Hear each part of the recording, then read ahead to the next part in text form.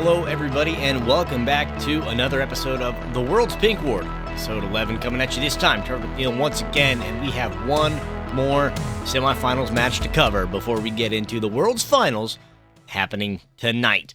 Now, going into this one, T1 and Top Esports. Top Esports, the last LPL team, the last non-Korean team left alive in the mix, have a juggernaut at hand because the T1 World's Buff plot armor is insanely strong, as we all know. Faker's the god. No one can beat him, so we have two storylines at play. Neither one of them bodes well for China. Faker's unbeatable by the LPL standards. Undefeated in all series going against an LPL team in November, more or less. Thus giving, like I said, that plot armor for T1 to survive virtually anything. And Top Esports cannot execute at Worlds to save their lives. So that's two strikes against TES already. This series should already have a T1 stomp written all over it based off of that information alone. Now, if you look at it in a practicality sense, it might be a little bit closer based off the way that T1 performed over the year, but as of play lately, it should favor T1 probably in a 3-1 of series. Now, going into game number one, I really did not like the draft from Top because you only have a single engage perspective on that Wukong. And on the other side, T1 drafts a Mordekaiser. So all of a sudden, you get to point and click eliminate a single player from a match or a fight. And who do you think that's going to be? It's going to be the engage. Of course it is. So immediately countered that one. All of a sudden, TES is going to be left scrambling to however those fights are going to go because you got a Wukong in the Shadow Realm.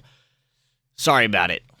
At the very beginning of the stage of this game, there was a lot of free objective trades going back and forth. Top would get the grubs, but T1 would get 3 dragons and Rift Herald. And that kind of objective stacking just does not go well for you as it stands. Grubs kind of helpful in as far as taking early towers and structures, but when you give up 3 drags to give a soul point and a Rift Herald, kind of a tough fight to go against. We finally do get a contested neutral objective around Otacon. That's exactly when the draft problem came to fruition. Wukong would try to ult in, and Mordekaiser would just ult him immediately. So Kanavi's gone. T1 get Otacon, and would then roll on to take Baron and get Dragon Soul, and then they just win, honestly, like it was a bot game, and they're just leveling their accounts. So not nearly the showing that Top Esports wanted to start out their semifinals bid, trying to get into the World's Finals, but T1 on Cloud 9 at this juncture, hoping that they can continue this momentum into game number 2. And game number 2 was over before it started. A handful of years ago, this Wombo combo was the combo that if you did not get it in draft or if you did not ban it out, the game was over. Galio, Camille, and Jarvan. T1 got all 3 components. I mean, this is the 5 pieces of Exodia coming together at this point.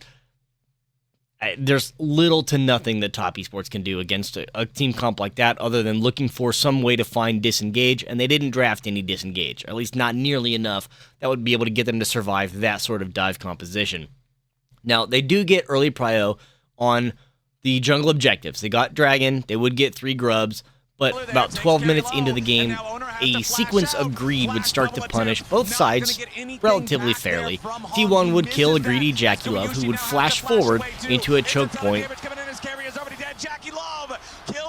T1 getting that kill would then stick a little too close to danger. 369 ults, kills Gumayusi under tier 2 mid, and then he decides to go top lane to catch a wave to potentially get some damage onto Faker, likely winning that 1v1 duel. The problem is, it's not a 1v1 duel because the rest of T1 shows up to collapse on 369, and thus he loses his life. So in about a 90-second span, it's a 1x1x1x1 handful of deaths that unfortunately were not putting either team in an advantageous state, so we'll call it a wash, but T1 still ends up ahead overall.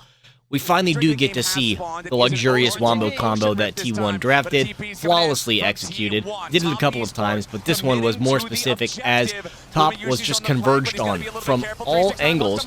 Jackie Love never stood a chance, didn't even get a single breath to try to get out of the chaos that was the middle of the team fight. And after A little bit later, when Top would miss their engage for the Otacon fight, T1 would end up acing them.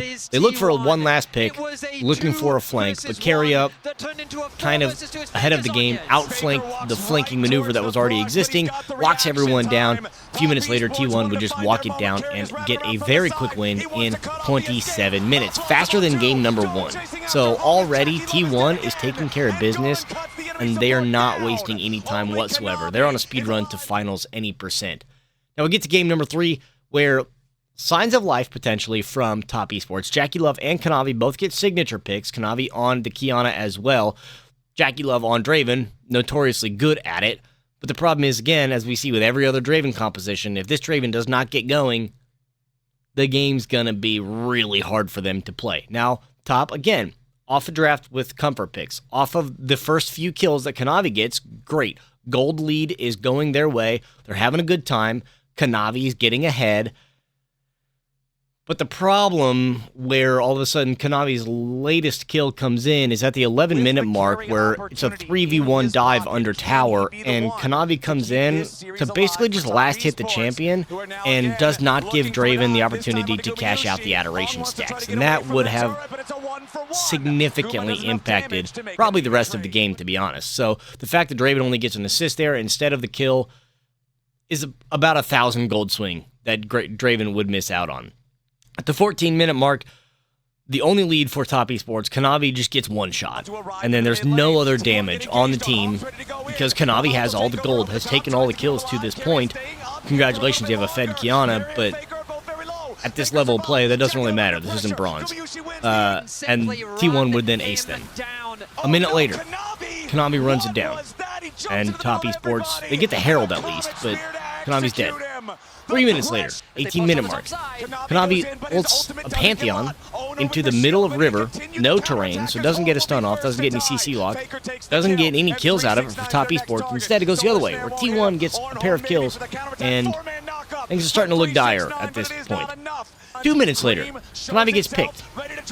Top has to run for their lives.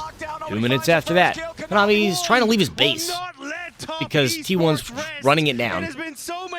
Doesn't have vision, gets chunked out for a huge amount of damage. Hong comes over to help, and then dies for Kanavi trying to just get out. You're not the frontliner, dude. You're an assassin. Stay in the base. I don't know what all that was about, but that was just a monumental 8-minute run where Kanavi just dies like 5 times, and they get nothing out of anything other than a Rift Herald, and that doesn't amount to much of anything. The 26-minute mark, T1 would dive a tower for a solid, 15 seconds. That was a 5v6 fight because of how much damage that tower dished out, and because of how healthy and beefy T1's frontliners are, they survived for, that whole time. And T1 wins that fight, one way or another. Now, the metrics don't add up to me, other than the fact that T1 just had an insurmountable lead, and the fact that they can do that under a tower is just rude to Top Esports, and really would foot stomp where that game state was.